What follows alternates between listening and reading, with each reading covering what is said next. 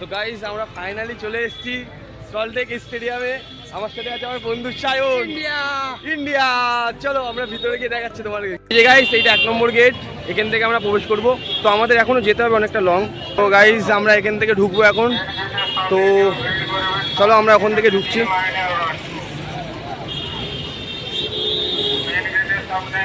Guys এইটা হচ্ছে 1 নম্বর gate আর আমরা ওই পাশে দিয়ে ঢুকবো এখন।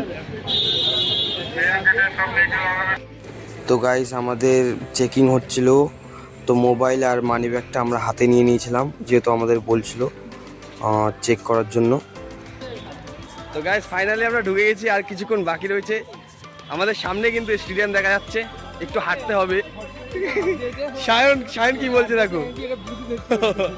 তো সায়ন খুবই খুশি, স্টেডিয়ামে ঢুকবো তো আমরা। তো চলো যাওয়া যাক। মাঠের কিরকম ক্রাউডটা আর কিরকম সাউন্ড সেটা এখান থেকে শোনা যাচ্ছে। বিশাল বিশাল খেলা হবে, জোরে খেলা হবে, বৃষ্টির মধ্যেও খেলা হবে গাইস। তো চলো, ছেত্রী কিন্তু একটা গোল করবে, আমি বলছি। কেউ না বলুক, আমি বলছি শাহিন একটা গোল করবে তো। তোমরা দেখতেই পাচ্ছ এই যে স্টেডিয়াম সামনে, এখান থেকে আমরা প্রবেশ করব। চলো আমাদের 6 র্যাম্প, এটা হচ্ছে 4 ব্লক B2। তো গাইস দেখো বাইরে থেকে কত সুন্দর লাগছে স্টেডিয়ামটা, তাহলে ভিতর থেকে ভাবতে পারছো কত সুন্দর লাগবে। চলো তোমাদেরকে ভিতরে নিয়ে যাওয়া যাক। আমাদের এখন টিকিট চেক হবে, টিকিট চেক হয়ে আমাদের প্রবেশ করতে দেবে। তো চলো আমাদের টিকিটটা চেক করে নিক। এই যে আমার টিকিট আর শাহিনের টিকিট পাশে। তো চলো বেশি কথা বলবো না, টিকিটটা চেক করুক। দাদা আমাদের টিকিট দেখবে।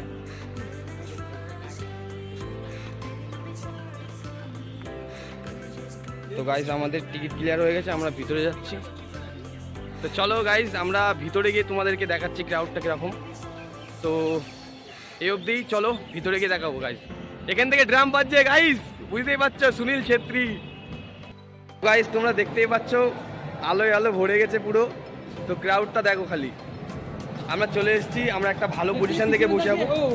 আমরা একটা ভালো পজিশন থেকে দেখবো। এই দেখো সব ফ্যান্সরা, দেখো ছেত্রীর ফ্যান্স সব। গাইজ এখন থেকে ভর্তি হয়ে যাচ্ছে ছেত্রী। তো গাইজ ফাইনালি আমরা বসে গেছি, শাহিন আর আমি সিট পেয়ে গেছি। তো খেলা তোমাদের তো দেখাবোই, তার আগে আমরা বসে গেছি সেটা দেখাই দিচ্ছি। শাহিনও হাসছে, হ্যাঁ ছেত্রী তো দেখাবোই, অবশ্যই দেখাবো। তো খেলাতে একটাই গোল চাইছি, আজকে ইন্ডিয়ার জিততে হবে যে করে হোক ভাই।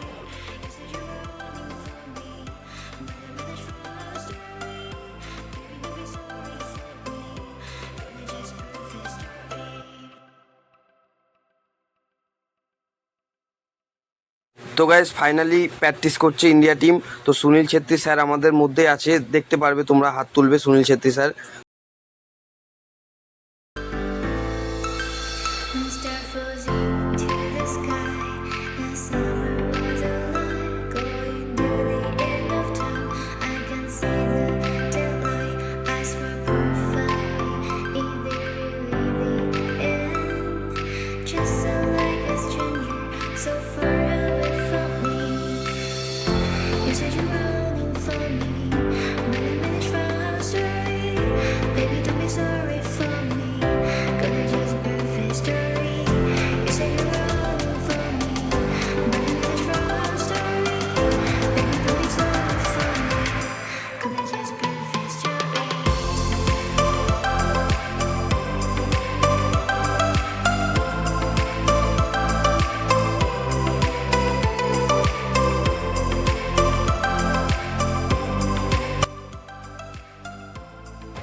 গাইস ওই পাশে ওদের প্লেয়ার প্র্যাকটিস করছে, তোমরা দেখতেই পাচ্ছ।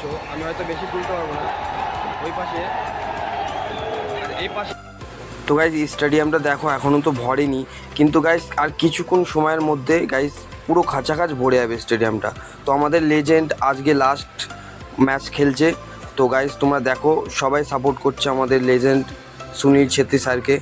তো লাস্ট টাইম দেখার জন্য সবাই এসছে গাইস।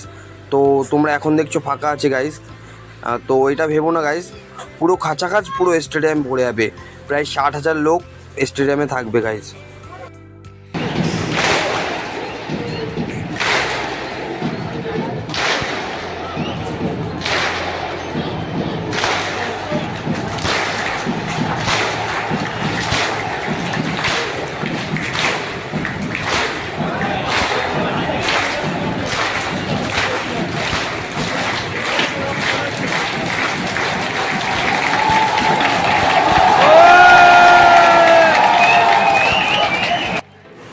গাইস সবাই ইন্ডিয়া ইন্ডিয়া করছিল গাইস।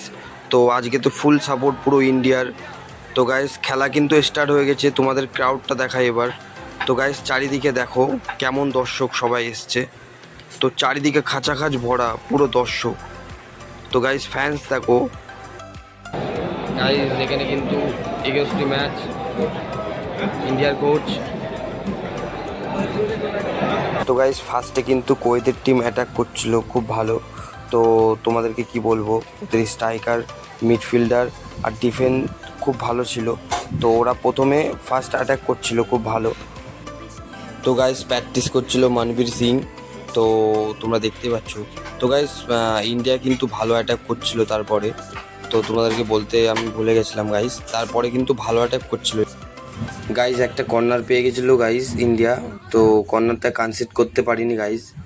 তো ইন্ডিয়া ভালো খেলছে গাইস, তো তোমরা দেখতেই পাচ্ছ গাইস, ইন্ডিয়া কিন্তু গোলটা পেলো না গাইস।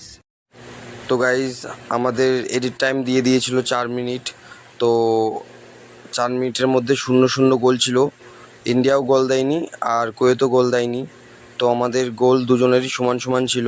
তো দুজনেই ফাইটিং খেলছিল গাইস। তো গাইস তোমরা সরাসরি দেখতে পাচ্ছ স্ক্রিনে দেখাচ্ছে 0-0 রয়েছে, মানে দুজনের মধ্যে একজনও গোল দেয়নি। তো গাইস ফাইনালি হাফ টাইম হয়ে গেছে। তো 0-0-তে আছে গোল, দেখতে পাচ্ছ 0-0-তে আছে, হাফ টাইম হয়েছে। তো গাইস হাফ টাইমের পরে খেলা শুরু হয়ে গেছিলো। তো ফাইটিং খেলা হচ্ছিলো, ইন্ডিয়া খুব ভালো খেলছিল এখন।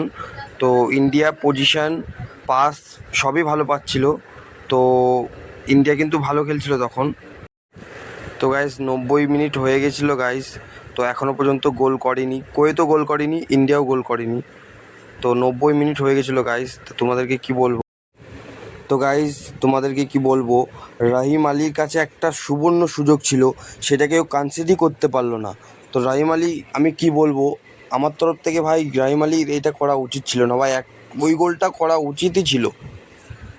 গাইস তোমাদের কি বলবো, রাহিম আলীর এত সুবর্ণ সুযোগ ছিল, সেটাকে মিস করলো গাইস।